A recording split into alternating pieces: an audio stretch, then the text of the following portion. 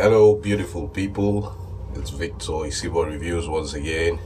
You're welcome to this channel. If you're a newbie, be sure to hit the red subscribe button below. And if you're an old timer, it's always nice having you back. Now, in this video, I want to talk about the top 5 signs that you are built for entrepreneurship and not for being an employee. Now, people are built differently. People are wired differently, okay? And we do not need to wait for God to come and tell us this is who you are meant to be. The signs are there, our orientation, our lines of thinking, the way we're built generally, our mannerism, our attitudes, they are always pointers towards what role God wants us to play in life. Now, in this video, I'm going to share with you top 5 signs that you're not meant to be an employee. You're not meant to have a boss. You're supposed to be the boss. Now, there are plenty of other signs aside from this 5. So in the comment section below, tell me the other signs that you know. But for the purpose of this video, I'm going to restrict myself to just 5. Now, number one, scolding and insults give you sleepless nights. Wow. If you're the type that someone tells you something, it gets to you seriously, that it's so hurtful that you may go days without eating, you may go days without smiling, you may go several hours moody. Bro, sis, you're not meant to be an employee, because 9 out of 10 times your bosses at work tell you hurtful words or make hurtful insinuations when you make mistakes, or when you don't follow simple instructions, or when you come late for work. Now, somebody might say, as entrepreneurs, you can also get insulted by your customers. Yeah, it's different, because you know that your customer is someone that you can fire back at. The worst that's going to happen is you lose that customer. It's not the end of the world. It's not advisable, but it's not the end of the world. But you cannot fire back at your boss unless you found another job. Now, the most painful insult is the type that you cannot retaliate. You keep it bottled in. Your boss is like, damn, you're so incompetent. You act like you have no common sense. Are you sure you went to school? I think I need to investigate that, your certificate. And something in you asks you to fire back, and you're like, oh.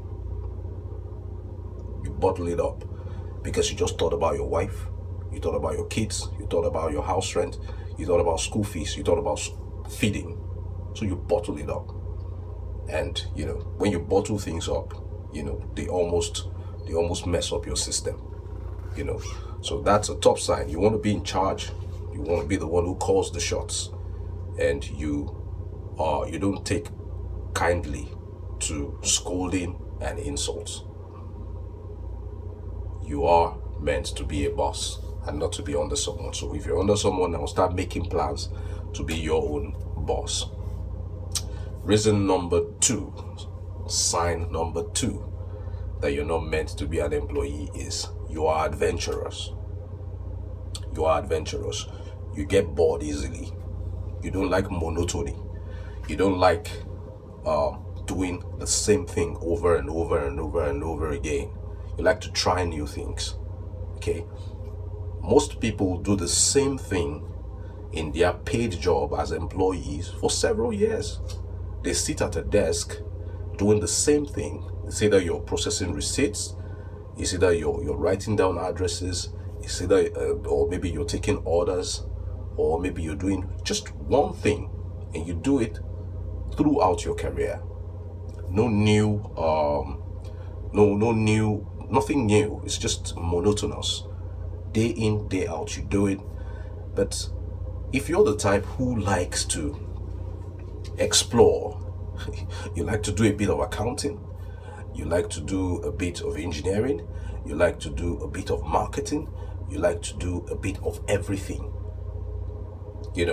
that's a clear sign that you're supposed to be a boss of a conglomerate that is into a lot of things, and you're able to oversee activities of a large conglomerate divided into several departments that do several other things. Most times when you see top business managers and CEOs, they have a little idea about everything that happens in their company. So they can occupy themselves this week with accounting, next week they occupy themselves with marketing. They are free to roam because nobody tells them what to do. So if you're that type of person, then it's a clear indication that you're meant to be an entrepreneur, because as an employee, you're told what to do and you do it for as long as you work. Okay. Now, top reason number 3, you always love to be in charge, even at no extra incentive. For instance, 5 people are to do a task, a job, and those 5 people are all getting paid the same amount of money. But you find out that one of them is so interested in being the leader of the team at no extra incentive. Being the leader is going to mean you're going to do more jobs, you're going to have more responsibilities. You just want to be the one at no extra incentive. Even if you are the least paid in the team, you wouldn't mind taking up that responsibility to be the one in charge. That's a clear indication that you're built for entrepreneurship and you're meant to be a boss of your own. Because doing that, playing that role as an employee, is that employees have roles of leadership, but they do not have power. Now, if somebody in your team insubordinates you, you don't have the power to either get them out of that workstation, suspend them, or even fire them, because the top management takes that decision. What you do is report them to top management, and if they have links in top management, your petition or your report is going to end up in the trash bin. But if you're the owner of the business, you are an entrepreneur, you're a boss, you can decide the fate of an insubordinating subordinate. Okay, so that's it. Now, number 4, you're obsessed with legacy. You're obsessed with making a mark in life. The truth of the matter is, being an employee, you're helping somebody else build their dream. So whatever achievements you have, whatever milestones you reach as an employee, you have only helped to boost the legacy of somebody else. Okay, you have seen so many successful brands, big multinational companies, and on TV they will interview the CEO of that multinational company, and he's feeling cool, speaking with so much confidence, like, man, he's so successful, like he's a genius. Damn, other people helped him build his dreams and his brand and made it multinational. He's not going to make reference to such people.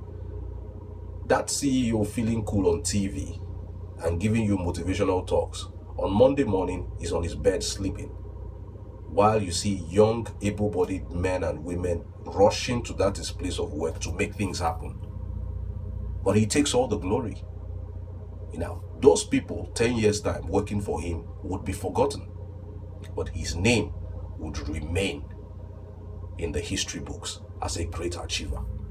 So if you're obsessed with making a mark and having a very good legacy in life, then you're built for entrepreneurship and not to be an employee.